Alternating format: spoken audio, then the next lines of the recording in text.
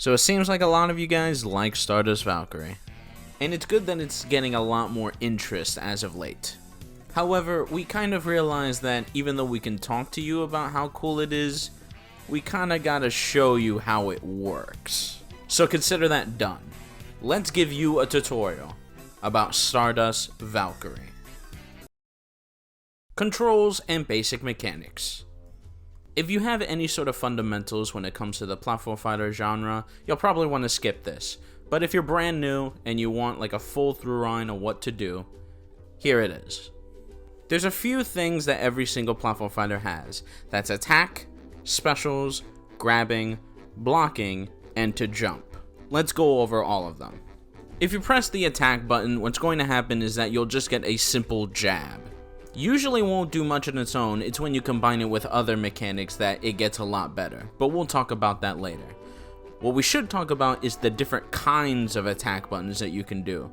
See, if you have the control stick in an upward or a downward position, it'll actually give you a different attack than your jab. These are going to be some of the ways in order to catch opponents and deal a lot of percent damage to them. Now, let's get on with the specials.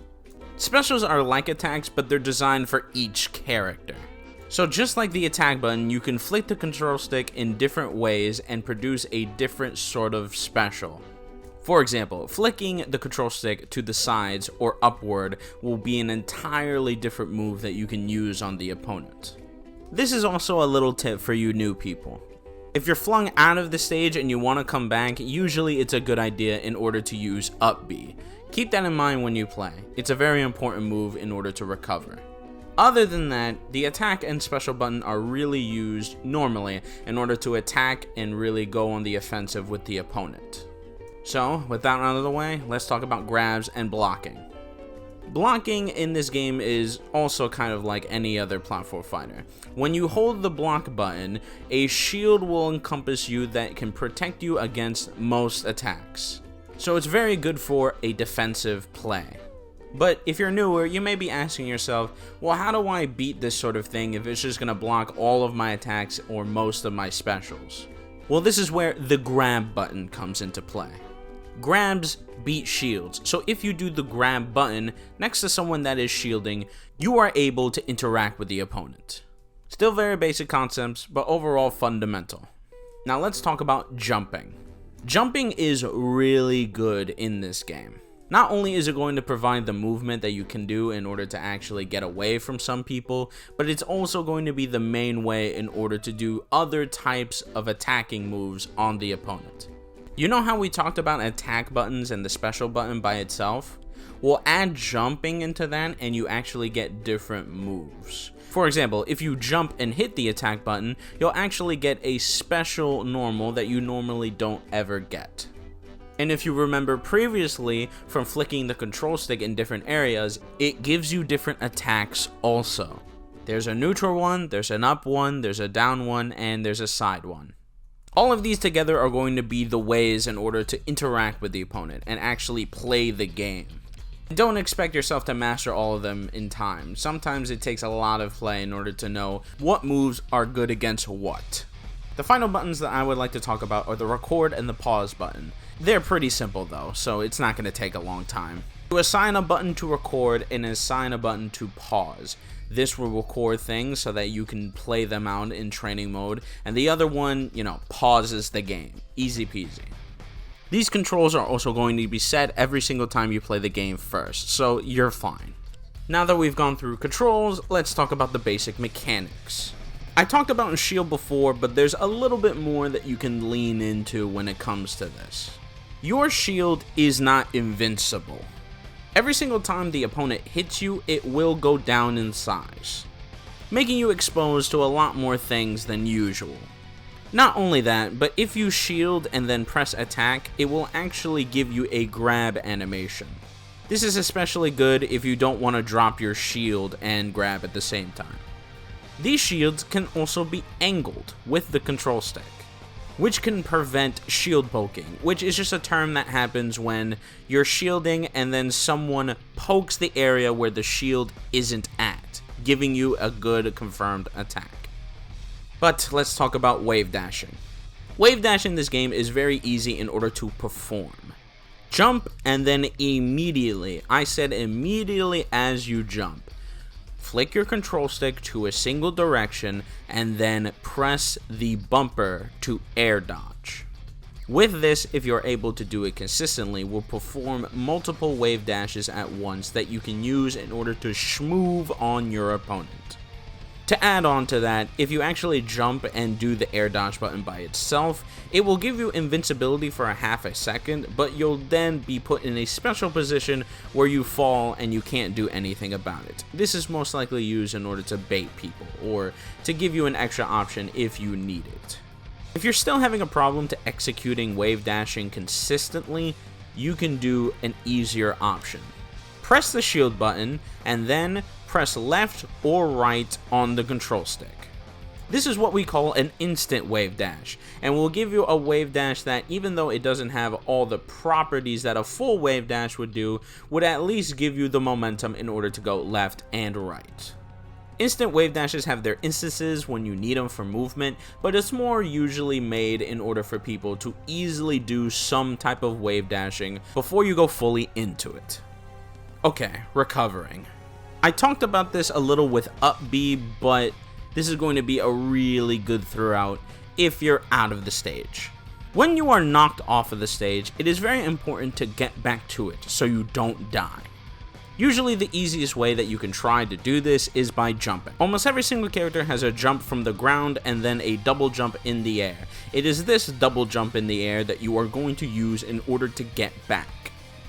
And remember, the only way in order to get this double jump back is to grab the ledge or land on the stage.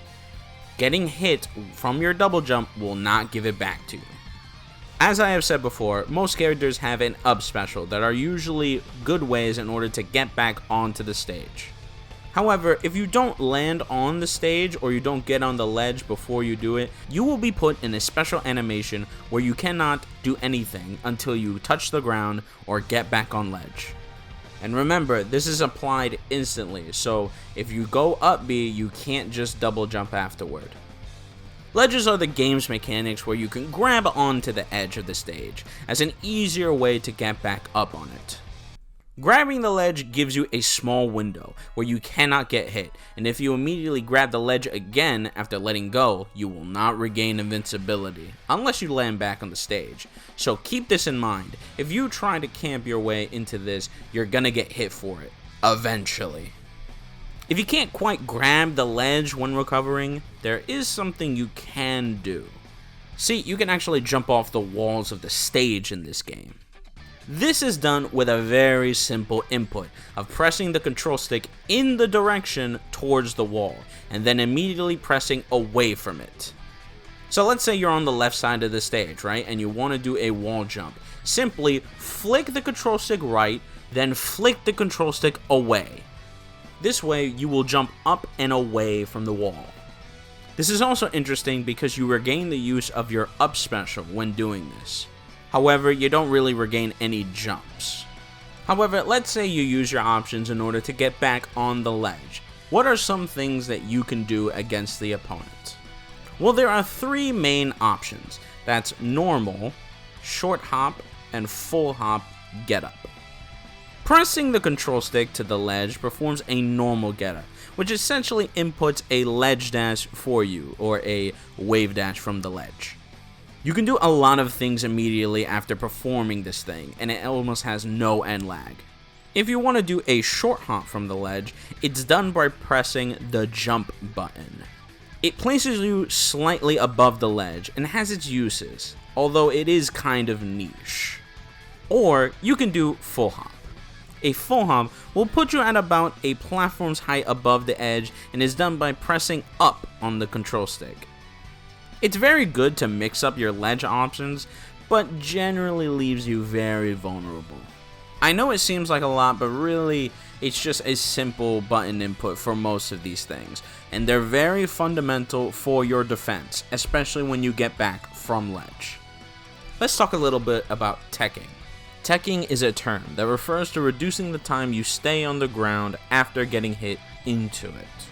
By pressing or holding the block button right before you land, you can perform a recovery tech. You can also hold a direction while pressing the block button to move in either direction instead of just teching in place. Alright, this will be the last mechanic until we go into more advanced type of mechanics.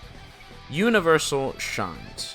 Every character in this game has a down special that functions the same. It's known as a Shine, which takes inspiration from Super Smash Bros. Melee. Although you cannot do things such as shine grabs or wave shining, doing it repeatedly, you can't do those in this game, but there are other things that you can do. And usually they're character dependent.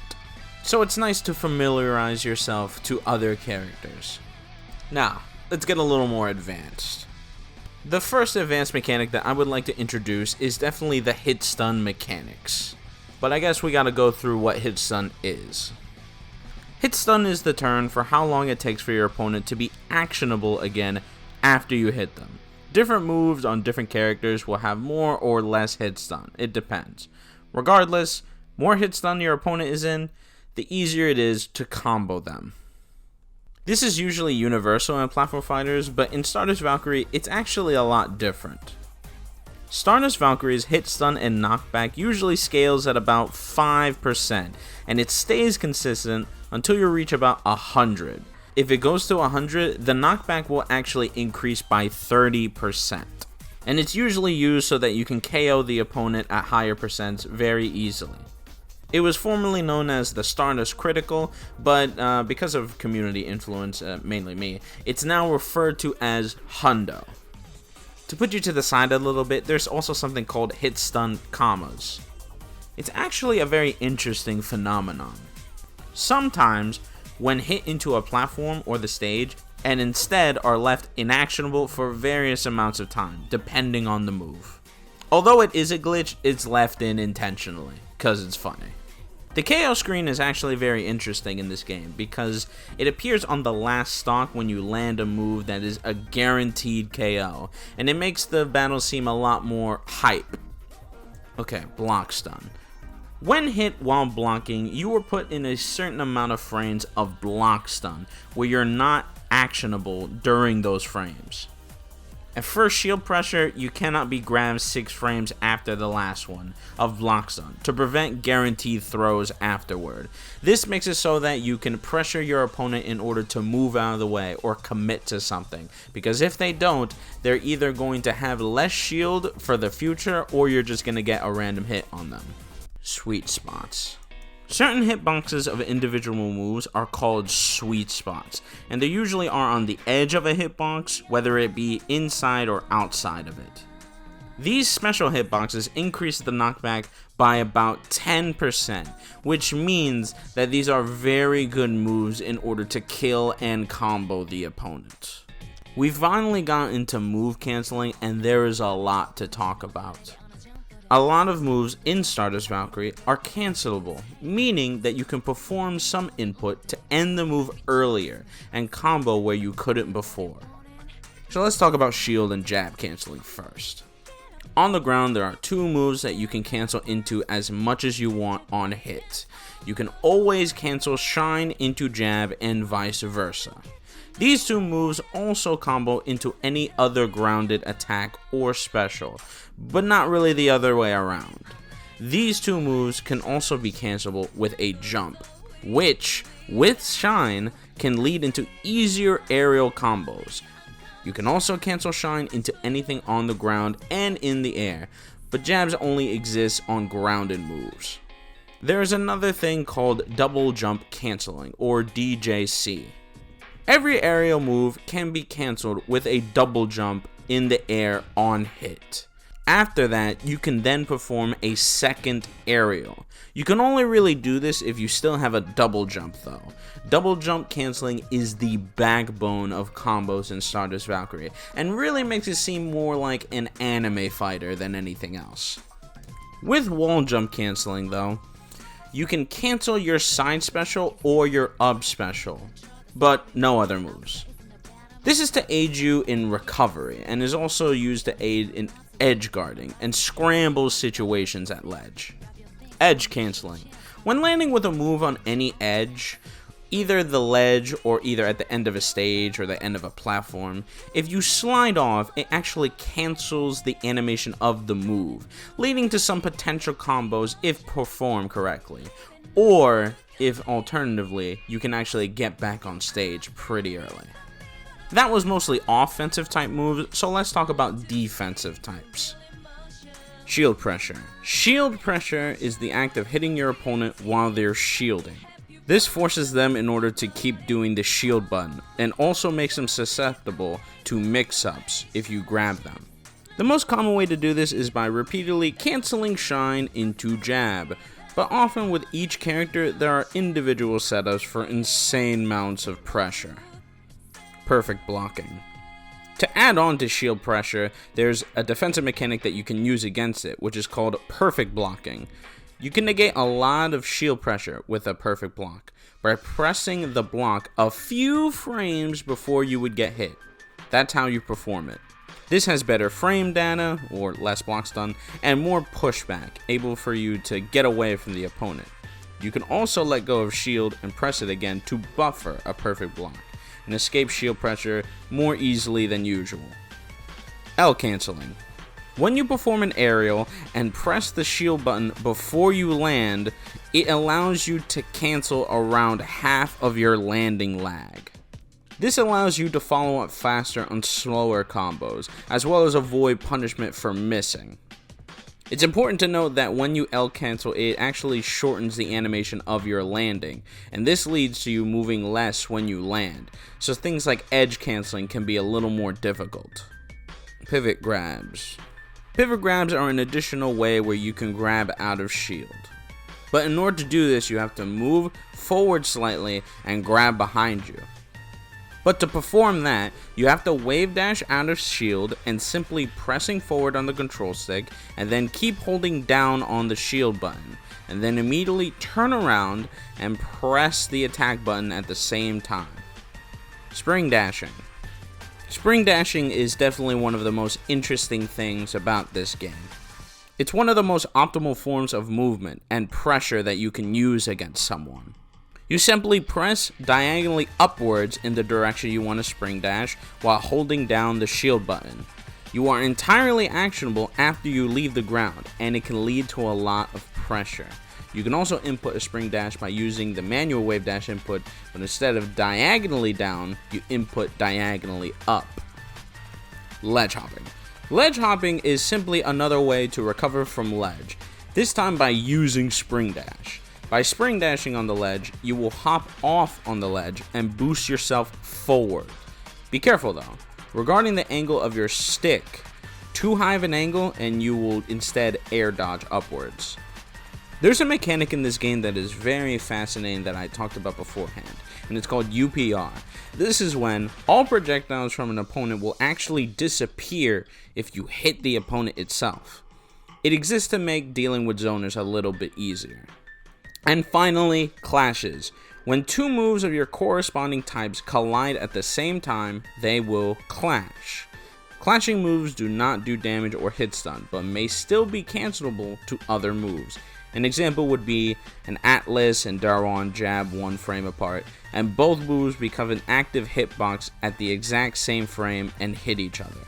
Trust me, there's a lot of information in this video, but it's not really supposed to be a fully one and done thing. Slowly and surely you'll be able to access a lot of the mechanics and a lot of the defensive and offensive things to do to the opponent. This is more so just to explain them, so they're not just left out in the open. If there's any issues, if there's anything else, just come back to the video and see it again. It's simply here so that people can see everything that it has to offer. Hopefully with this, a lot more things that were hidden in Stardust Valkyrie actually starts being understood by everyone. So what are you waiting for?